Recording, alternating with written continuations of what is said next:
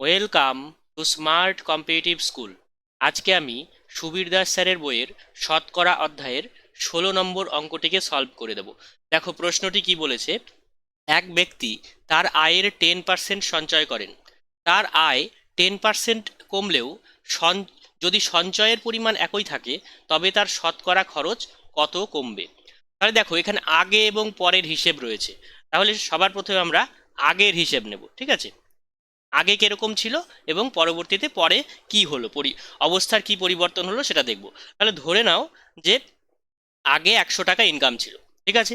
100 টাকা ইনকাম ছিল এবং এখানে বলেছে তার আয়ের 10% সঞ্চয় করে। তাহলে এটা হচ্ছে ইনকাম এবং সঞ্চয় করলো কত, 10%, তার মানে সঞ্চয় হচ্ছে 10 টাকা, তাই তো। সঞ্চয় হলো 10 টাকা। তাহলে সঞ্চয় যদি 10 টাকা হয় তাহলে খরচ কত হবে? খরচ হবে 100 থেকে 10 বিয়োগ, মানে 90 টাকা, তাই তো। তাহলে এটা হলো খরচ। এবার পরবর্তীতে কি হলো, এটা পরের হিসেব। পরের হিসেব পরের হিসেব কি হলো, যে তার আয় 10% কমলো। তাহলে আয় আগে কত ছিল? 100 টাকা ছিল। তাহলে এখন কত হলো আয়? আয় হয়ে গেল এখন 90 টাকা। বোঝা গেছে? আয় 10% কমলেও যদি সঞ্চয়ের পরিমাণ একই থাকে, তাহলে সঞ্চয় আগে কত ছিল?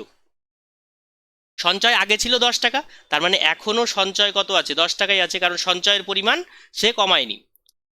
তাহলে একই যদি থাকে তাহলে তার শতকরা খরচ কত কমবে। তাহলে এখানে দেখো স্বাভাবিকভাবেই 90 টাকা আমার ইনকাম, আমি 10 টাকা সঞ্চয় করছি, তাহলে খরচ কত হচ্ছে? খরচ হচ্ছে 90 থেকে 10 বিয়োগ, মানে 80 টাকা, তাই তো। 80 টাকা।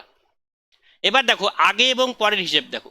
আগে খরচ ছিল 90 টাকা, পরে খরচ হয়ে গেল 80 টাকা, ঠিক আছে। আগে খরচ ছিল 90 টাকা, পরে খরচ হয়ে গেল 80 টাকা। তাহলে আমি পরে এবং আগের যদি আমরা তুলনা করি, আগে 90 টাকা খরচ হতো, এখন খরচ হচ্ছে 80 টাকা, তার মানে আমার 10 টাকা কম খরচ হচ্ছে, তাই তো। 10 টাকা কম খরচ হচ্ছে। 10 টাকা কম খরচ কার উপরে হচ্ছে? আগে 90 টাকা হতো, তার মানে শতকরা, এখানে দেখো শতকরা কত খরচ কমবে। কত কমলো? এমনিতে কমলো 10 টাকা, কিন্তু এটা কিন্তু শতকরার হিসেব নয়। তাহলে 10 টাকা কমলো এমনিতে, মানে কত? আগে 90 টাকা ছিল, তার উপরে 10 টাকা কমলো, তাহলে 10/90। শতকরার হিসেব করতে গেলে কি করতে হয়? 100 দিয়ে গুণ। তাহলে 100 দিয়ে গুণ করে দিলাম, শূন্য শূন্য কেটে গেল, তাহলে 100/9। তোমরা যদি আমার শতকরার শর্ট ট্রিক্সের ক্লাসগুলো করে থাকো তাহলে 100/9 তোমরা ডাইরেক্ট লিখে দিতে পারবে 11.1/9%, ঠিক আছে। তাও আমি এখানে ভাগ করে দেখাচ্ছি। 9 × 9 1 0, 9 × 9 1, তাহলে 11.1/9%। তার মানে তার কি হলো, তার শতকরা খরচ কমলো কত পার্সেন্ট? 11.1/9%, মানে অপশন এ।